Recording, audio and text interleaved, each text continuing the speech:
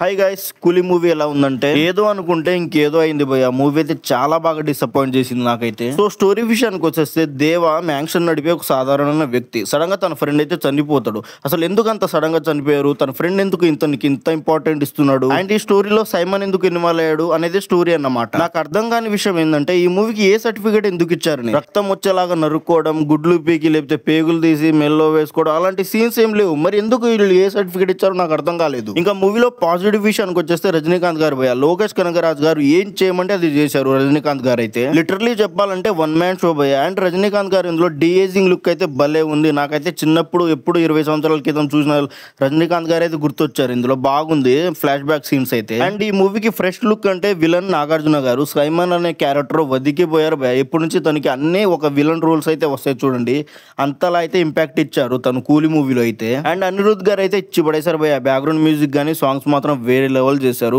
కిత్తు song మాత్రం వేరే level భయ్య. థియేటర్లో అది వచ్చినప్పుడు మాత్రం ఫ్యాన్స్ తెగ అల్లరి చేశారు. అందులో రజనీకాంత్ గారు ఇచ్చిన స్టెప్స్ మాత్రం వేరే లెవెల్ ఉన్నాయి. అండ్ ఈ మూవీలో హుక్ ఫైట్ మాత్రం వేరే లెవెల్ ఉంది. సినిమాలో హైలైట్ అంటే ఇదే. దీంట్లో బ్యాక్గ్రౌండ్ మ్యూజిక్ కొట్టాడు భయ్య అనిరుద్, ఏం దాకా కొట్టాడు మాత్రం వేరే లెవెల్ వచ్చింది. అండ్ ఫస్ట్ హాఫ్ అయితే బాగుంది భయ్య ఇంటర్వెల్ దాకా. అండ్ సెకండ్ హాఫ్ విషయానికి వస్తే కొన్ని ట్విస్ట్లు అయితే బాగున్నాయి భయ్య. అండ్ ఇందులో ఉపేంద్ర గారిని కూడా ఇంట్రొడ్యూస్ చేస్తారు సెకండ్ హాఫ్ లోనే. అండ్ లాస్ట్ క్లైమాక్స్ దగ్గరికి మనకి హిందీ నుంచి అమీర్ ఖాన్ గారు అయితే ఎంట్రీ అయితే ఇస్తారు మూవీలో. ఇక క్లైమాక్స్ ఫైట్ మాత్రం నీ వేరే లెవెల్ ఊహించుకున్నా భయ్య.